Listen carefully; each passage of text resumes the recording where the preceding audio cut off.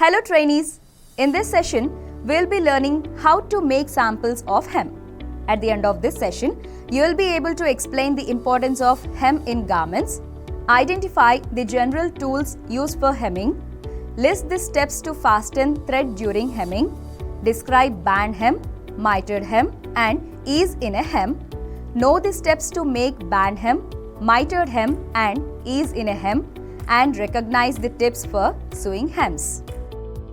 In garment construction, the placement of elements like hem and hemline plays a significant role in providing a professional finish. Although the primary function of the hem is to prevent the fabric from unraveling and fraying, it thereby extends the lifespan of the garment.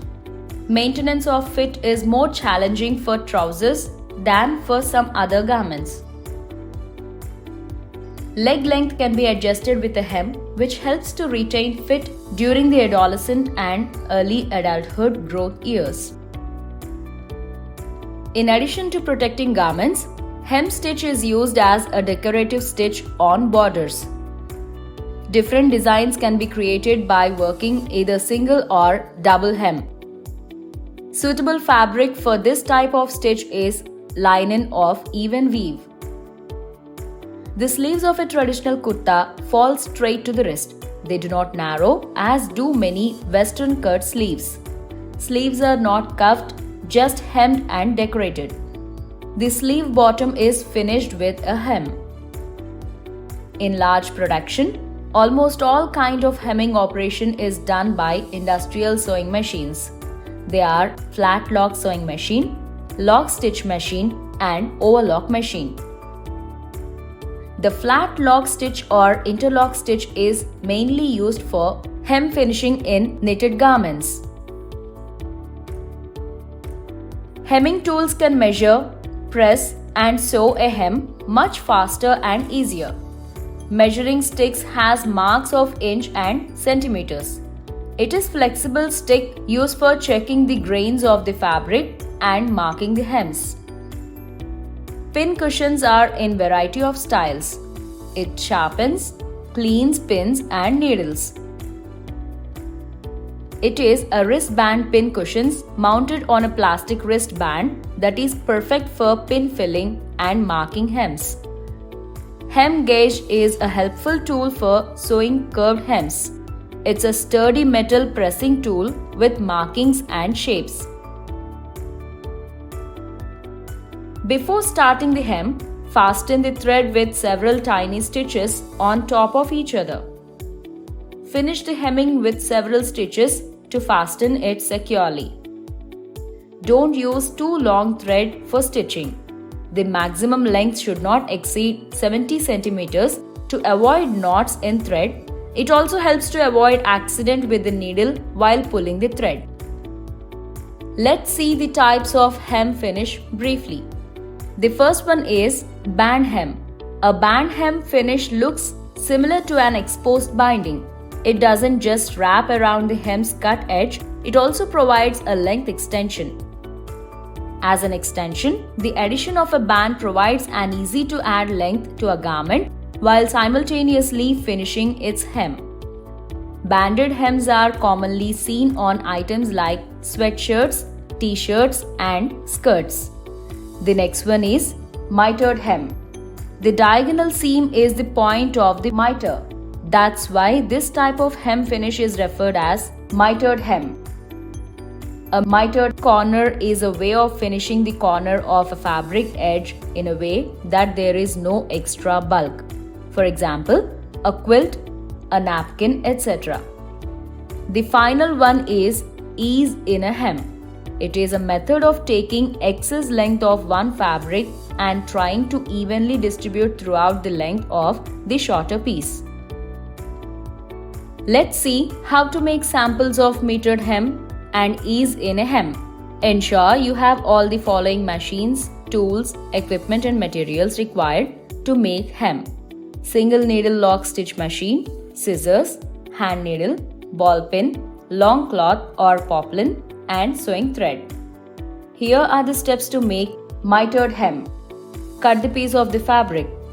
Cambric cloth of 45 by 45 centimeters in 4 equal pieces of 22.5 by 22.5 centimeters. For overlapping corner, take one of these pieces and fold widthwise edges along the weft yarn, first by 0.5 centimeters, then by 1 centimeter. Hold the folds in shape with pressing. Then fold lengthwise edges along the wrap thread in the same manner, so that the new folds will overlap the first ones at corners. Fix the corner and edges with stitches. Mitring is the diagonal joining of two edges at the corner. The joint may be stitched or folded.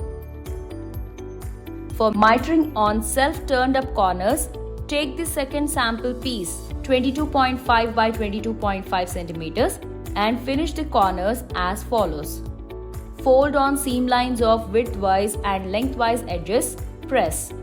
Open out edges, fold the corner up, aligning creased lines. Press again, open out the corner. Fold the garment diagonally, on bias, with right sides together and draw edges matching. Stitch on the diagonal press line. Trim the corner, leaving 5 mm seam allowance. Trim the corners of seam allowance separately so that they don't overlap.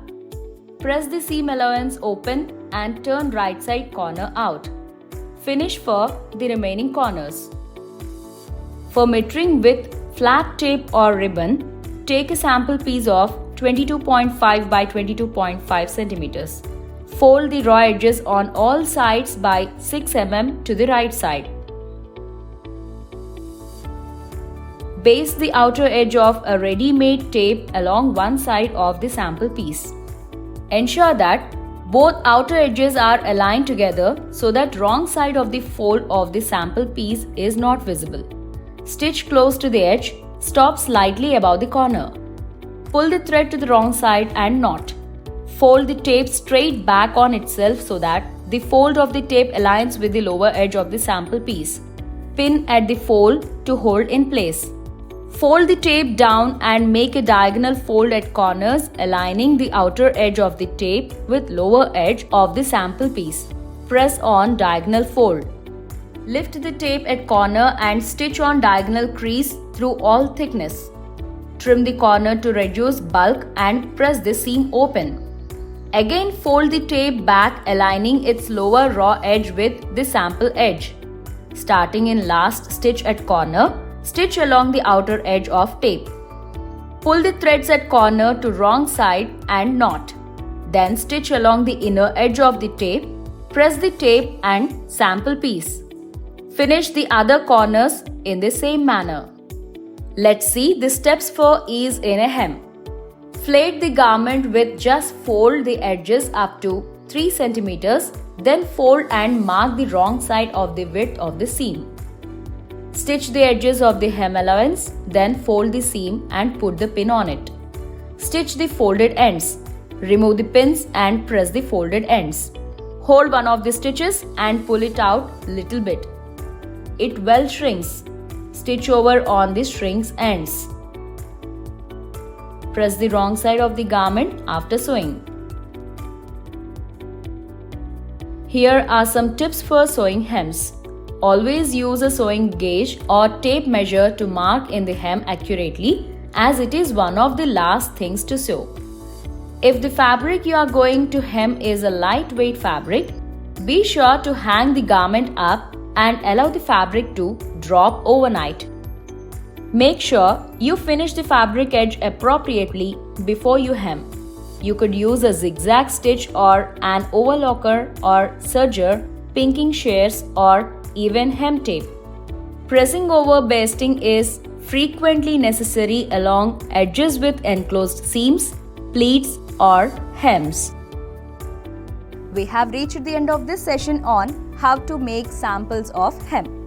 By now, you should be able to explain the importance of hem in garments, identify the general tools used for hemming, list the steps to fasten thread during hemming, describe band hem, mitered hem and ease in a hem, know the steps to make band hem, mitered hem and ease in a hem, and recognize the tips for sewing hems.